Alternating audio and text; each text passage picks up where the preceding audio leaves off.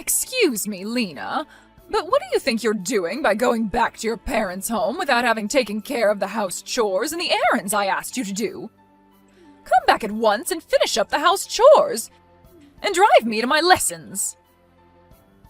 Good morning, Alice. I'm afraid it's not possible right now as I'm on a train. What? To begin with, you shouldn't even think about going back to your parents' home right now. I don't care whether you're on the train or not. You can get off at the next station, so come back home at once. I believe I told you before that my brother is getting married, so I will be away for about a week or so.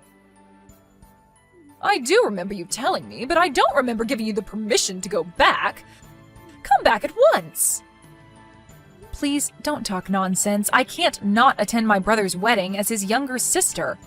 It would be impolite to his fiancé's family. Do you think I care about such a thing? You don't seem to have enough of a sense of responsibility as my son's wife. It seems like I need to be even more strict on you from now on. Are you telling me that I can't attend my brother's wedding nor go back to my parents' home? Of course, why even question the matter? Once you get married, that means that you cut your family ties with your parents. That is a given. So you say, but in your case, I hear that you are still very much dependent on your younger sister and that you continue to go back multiple times a year to visit your family's house. What? And that's considered all right? It's all right because that's my case. Oh, I see. In that case, it also means that it's all right for me to go back to my parents' place. What? I have to get off the train soon, so please excuse me. Hold on a moment, Lena. You need to face the facts. You were raised by your father, and you were allowed to marry into a family that manages a company. You need to realize just how fortunate you are. That sort of rebellious attitude gives away your unforgivable behavior.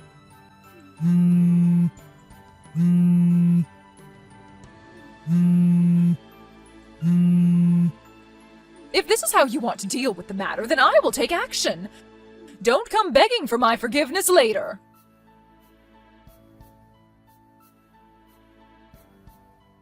Lena, seems like Mom did something crazy again. Oh, John. I came back home from work and was getting out my formal wear when Mom started complaining to me about you.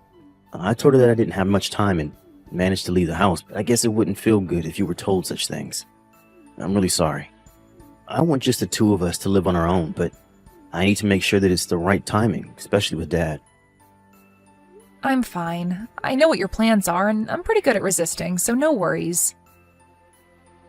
Yeah, please hold on tight for a little longer. I'm sorry. Yeah, really, don't worry. And where are you now, John? I just met up with Dad at the train station and I'm standing on the platform. We'll be taking the train we plan to take. I got it. Safe travels. Yep, thanks.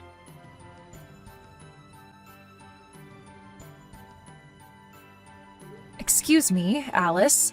Nearly all of my things arrived at my parents' place today. This is more or less everything that I had in the house. Oh, did they arrive? I sent your stuff to your parents' place, of course, with cash on delivery. There was much more stuff than I thought, so packing them was such hard work. Could you explain to me what is going on? Well, you ignored my order and went back to your parents' house.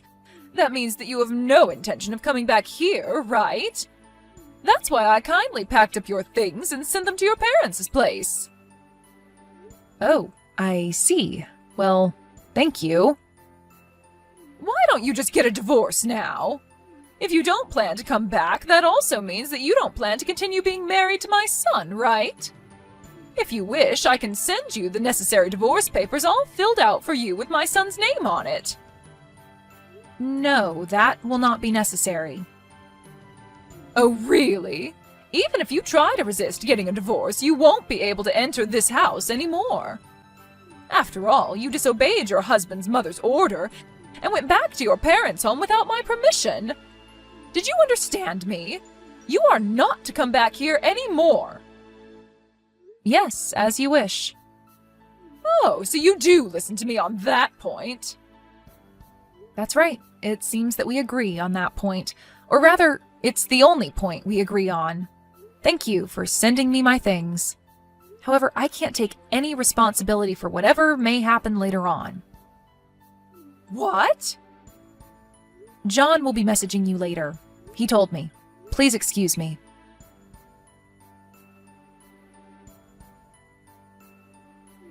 John? Oh, I was just messaging with Lena. Why did you do such a thing? What are you talking about? Things are really chaotic here right now because you sent all of Lena's things to her parents' home. In order to find out what made you do this, Lena messaged you. And you told her to divorce me? What? You saw that message? That's right. I saw the messages word for word right next to Lena. Dad was also reading them with us.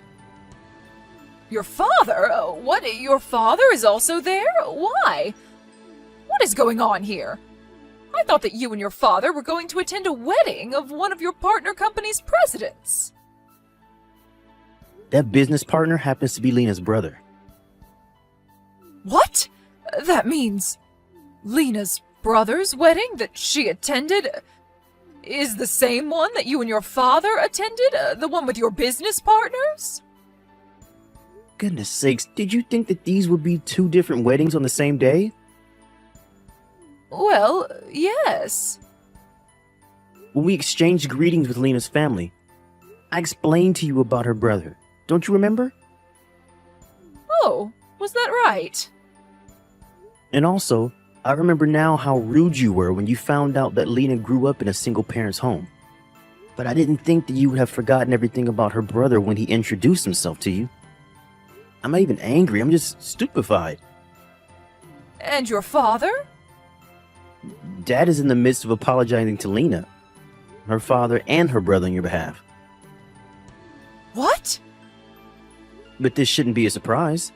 To find out that their precious family member was being harassed by their business partner's family. There is now undeniable proof thanks to your messages. It's not my fault because I didn't know about that. Even if you didn't know, the fact remains that you were harassing Lena. This was not harassment. I was just teaching her the basic manners as her mother-in-law. Oh, stop it. It's just miserable hearing you make excuses like this. But... Well, whatever it is, the consequence will be the same. The consequence? We ended up doing this ahead of the schedule since you sent Lena's things to her parents' house.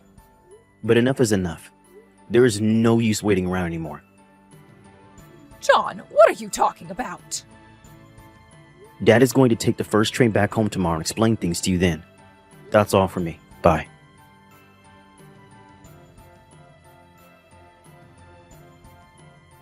Lena, you can come back home now. What? Also, tell me your brother's contact information. What is going on? I'm not harassing you, and I need to clear up this misunderstanding with your brother. I hear he's the president of my husband's business partner's company. This is how things are, so you come back home right now and tell me your brother's contact information. Excuse me? Do it quickly! I am no longer a part of your family anymore. What? John has decided to change his last name to mine. What? What are you saying? Also, I hear that your husband asked you for a divorce. How do you know that? Well, I had heard about it from him previously. What? Beforehand? I was so fed up with her awful attitude, and then when she began harassing my son's wife, I really couldn't let things go on the way they were, since this would also damage our business, not to mention our family relationships. That is how he came to his conclusion, he told me. What on earth? What is this? My husband, who I've been together with for many years, suddenly wants to get a divorce? My son, whom I have given everything, is taken away from me by his wife, and he decides to change his name to his wife's surname? Why are the two of them ganging up on me, one after the other? John and your husband decided to act at the same time. What? They figured that if one of them acted before the other, you would come to depend on that person entirely. And in order to avoid having to go through such a situation, the two of them decided to act at the same time. What is that? That's absolutely terrible. You're conveniently forgetting the fact that you harassed your daughter-in-law. I think that is much more terrible in many ways. In any case, give me your brother's contact information now.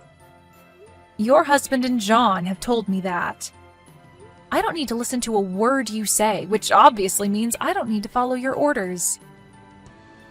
This is your husband's mother ordering you to do this. You have to listen to me. Are you not aware of the fact that your position will soon be taken away from you? I don't plan to listen to what you say either, and I am not such an idiot that I would give you my brother's personal information. What the? John told me that I don't need to deal with you anymore. Wait a moment. So please excuse me. Lena!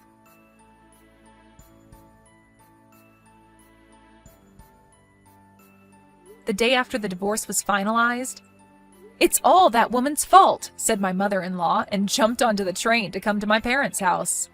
Or that's what she had intended to do, but for some reason, she got onto the train going in the opposite direction and got off at the wrong train station.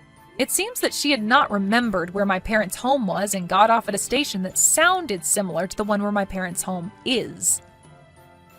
Because she couldn't quite remember the address, the police finally became involved. I'm not sure what she wanted to do. Her relative came to pick her up and was sent straight to her parents' home in the next town. After that, she stayed at the house in which her parents and her younger sister live in, but without doing any work whatsoever. At the moment, they're planning to move her away to a place where she can both live and work in the same place. Emma! Today's the day. I'm not waiting anymore. I've finally found my true love. Now please agree to the divorce so we can get this over with. What? This again? Ken, you're in Japan on business. Don't you have better things to do with your time? Like, I don't know, go eat some sushi or something. You're not going to win this one. Emma, I am dead serious about this. I want a divorce. Ugh, great. Here we go again. Tell me, Ken, why do you want a divorce? I've told you 1,000,000 times already. I've found my true love. Uh-huh. And what's your mistress's name? She's not my mistress. Don't call her that. She's my true love. Now divorce me. Hey, Emma, do you have a minute? Hallie? This is a surprise. I looked up the time difference. It's still daytime for you over there, right? Right. Yeah, I won't be heading to bed for a few hours. What's up? Can you do a video call right now? If possible, I'd prefer to talk by video rather than text. Well, sure, that's no problem, but why? There's someone that I'd like you to talk to face to face. Who is it? Two people, actually. The younger sister of a coworker and her father. Huh? I don't think I've ever talked to any of your coworkers before, much less their family members. Yeah, this will be the first time you've met, but it's important, please. Okay, if you say so. Divorce me!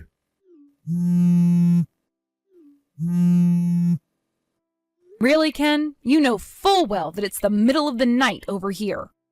Huh? Don't me. You've lived here your whole life up until a few months ago. If you want to whine to me, at least wait until morning. What do you want me to do, though? I'm desperate. I need you to divorce me. I can't do anything until you consent. I told you, you're wasting your time. I'm not divorcing you. Why not? Because I don't wanna. But you have to divorce me. No, I don't. And besides, you're just using the fact that I'm in America and you're way over in Japan to try and hide your mistress's identity from me. And I'm not agreeing to the divorce until you give me her information. Now, good night. I'm going back to bed. Come on, Emma. I'm being totally open about this. You don't need to know her name or anything. All you need to know is that she's the love of my life. How can you be so cruel? You're totally breaking my heart, Emma. Emma, pick up your phone. Divorce me! Good morning, Hallie. Or wait, good, evening? You got it right the second time. Are you all ready to go? Yep, I was texting you to tell you that I'm just about to head out. Great to hear. So, how's the situation with you-know-who? He's getting even more obnoxious than before. Now he started sending me messages whining about wanting a divorce at all hours of the day, even when he knows I'm asleep. Just last night, I was laying down in bed when all of a sudden my phone blew up with notifications, and sure enough, it was him crying, "Divorce me! Divorce me!" Ugh, what a loser. Good grief, he is such a creep. I understand he's getting desperate, but come on, that's basically psychological torture. Not to mention, does he have any idea what position he's in? He has none of the power. He should be on his knees, begging, willing to jump through any hoops to get you to give him what he wants. Right? I really wish that there was someone I knew who could smack some sense into him for me. Ordinarily, I'd call his parents to do that, but they had a nuclear meltdown of a divorce and aren't on speaking terms. So that's not happening. He never had a close relationship with any of his other relatives, so that's not an option. And all of his old friends are back here in America. I'm completely at a loss for how to deal with him. Jeez.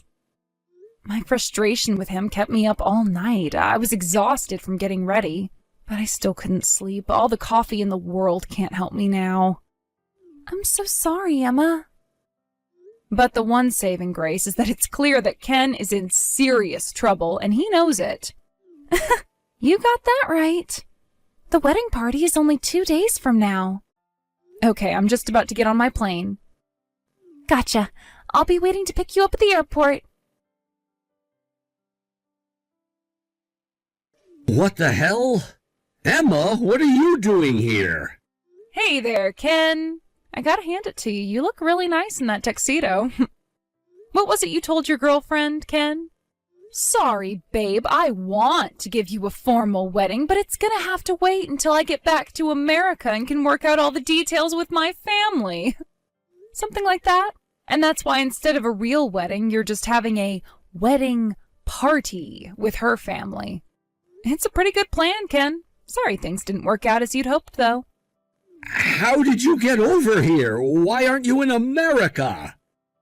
You know, I've got to tell you about this fantastic new invention called the airplane, Ken. They're amazing. They can fly way up high in the sky. Stop mocking me. You know that's not what I'm talking about. Why are you here? Why are you at my wedding party? I never told you about this party. I never told you about Aiko at all. Speaking of Aiko, have you noticed something strange about this wedding party? Like the fact that the bride-to-be isn't there? What? You don't suppose this means she found out you were married and wants to break up with you now, do you? No. You told Aiko we were married? No, actually, she found out about that well before she contacted me to see if it was really true. Then who told her? A friend of mine works for a company that's a subsidiary of a Japanese company run by Aikio's father. And she was sent to work on an assignment in corporate headquarters 2 weeks ago. She just so happens to be working with Aiko's older brother, and they came to be pretty good friends. Such good friends that he invited her to come to your little party today. Uh-oh. Your friend is over here too? She was at our wedding too, so she's met you before and knows what you look like. And since we talk pretty often, she also knows that you are on assignment in Japan right now. This cannot be happening. One day Aiko's brother showed my friend a picture of the happy couple, and she knew right away when she saw it that it was you. She was honest with him and said she was pretty certain that the man in the picture was the husband of a friend of hers back in America, and that he might want to look into you. Of course, the most certain way to determine whether it was true or not was to contact me, which they did. I've been talking with Aiko, her brother, and your company as well. The decision was made that the best way to deal with it would be to have me come and confront you personally. And so, here I am, a stranger in the land of the rising sun, standing before my adulterous husband. This is the worst. I mean, come on, your friend just so happened to be working for the subsidiary company of the Japanese company Aiko's father is the CEO of? And all of this became known just in time for you to come to the party? How? How does something like this happen? Well, I'd say it all started when you decided to cheat on me. Her family is crazy rich. I was gonna be set for life. And now it's all over. Aiko dumped me. This may not be something you'd understand, but Aiko's dad is like some kind of a feudal lord over here. He has connections in every part of society. He's more powerful than the government. And thanks to that, my company found out about what happened. How could you do this to me? Ken, really now? Are you still going to act like this is my fault? But it is your fault. It is? It's my fault that you started dating Aiko without telling her that you were a married man? Did I force you to do that? Yes, you thought that if you pestered me enough for a divorce, that I'd give in eventually, so you could be single just in time for your little wedding party. Is that right? Honestly, how did you ever think such a harebrained scheme like that was gonna work? Well, as painfully stupid as your plan may have been, you still were aware that what you were doing was not only wrong, but maliciously so. No, I don't see any reason to say that any of this is anyone's fault but your own. Could you stop twisting the knife like that? I'm in enough pain already. When my company found out everything, they terminated my assignment in Japan months ahead of schedule. I'm gonna have to go back to America next week. So I'm coming home, and man, am I gonna have a thing or two to say to you when I get there. Emma, what's going on? Where are you? Huh? The house is half empty. You took all your stuff and left? Oh, so you're home already? Yeah, how else would I know that you're not at the house? I told you last week that I was coming home. Phew! Wow, did I dodge a bullet or what? Once I made the decision that I was going to divorce you, I also decided to clear out of the house as quickly as possible. If I had taken a single day off, I wouldn't have made it out in time. So yeah, I moved out and I'm not coming back. Where did you go? Did you really think I would tell you if you asked? Why won't you tell me? Duh, because I'm divorcing you, you idiot. Now that I know you're back, I'll be sending my lawyer to your house to have a little chat with you about a few things. Your lawyer? Do I have to explain every last thing for you? I'm suing you. And I'd rather not have to hash out all the messy details in person, since that would just get awkward.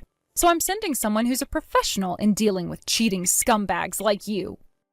Emma, wait! The thing is, I'm broke. Uh-huh.